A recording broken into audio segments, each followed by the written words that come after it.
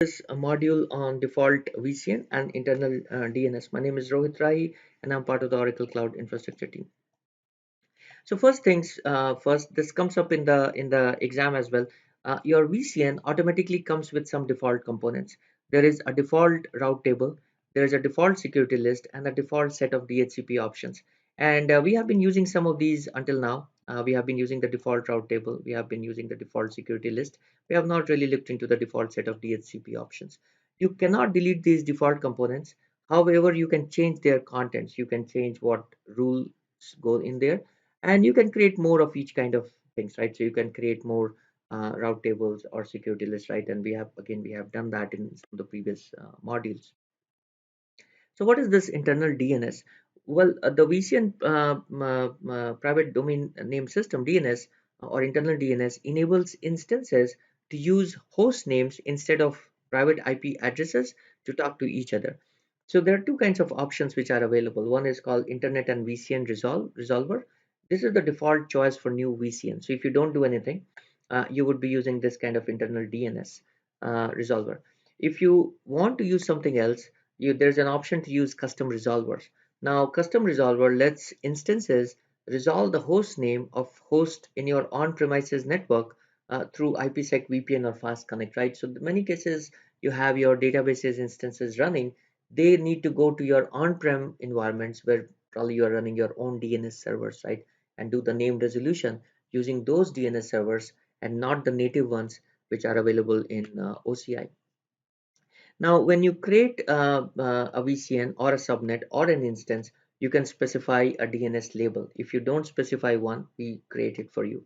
So the way you do that is in a VCN, there is the DNS VCN DNS label dot oraclevcn.com. You cannot delete this part. It's always stays, but of course you can change it, right?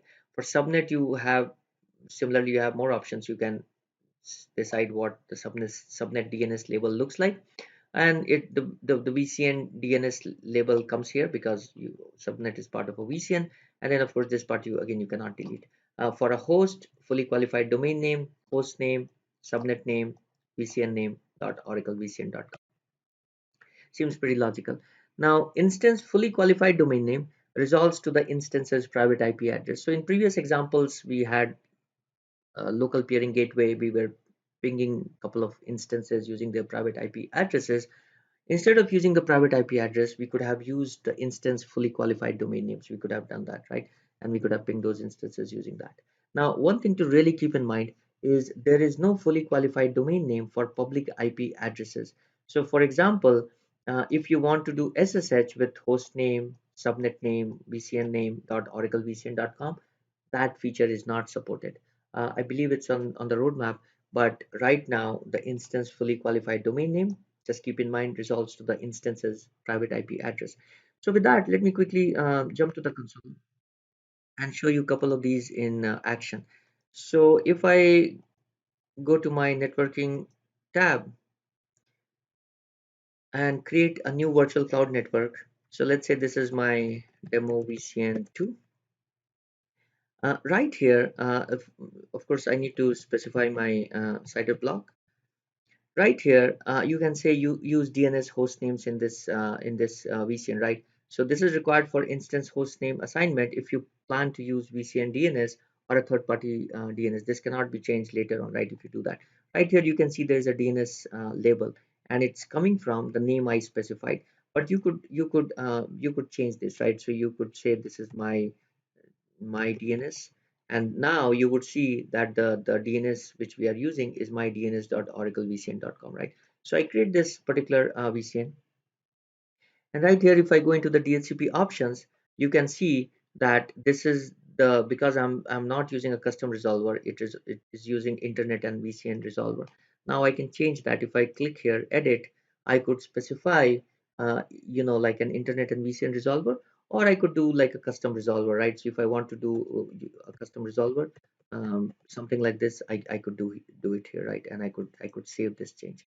Now this is, of course, I'm not going to use this resolver, but just it shows you the options which are available. In many cases, this would be going back to your on-prem environments where you would be your DNS servers would be running. Last thing I want to show you, if we go to the compute instance and you create an instance, the same thing happens. I'm just going to create a temporary instance. And if you scroll down here, all the way down, you click on advanced options,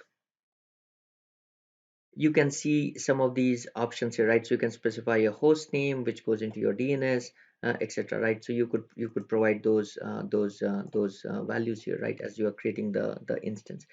So hopefully this gives you a good idea of the different kind of internal DNS options available. The thing to keep in mind is you have an option to use a custom resolver in case you are running your on-prem DNS servers. Thank you for joining this lecture. In the next module, we'll bring together all the concepts we have learned in the VCN and conclude the lecture series. Thank you. Hi everyone.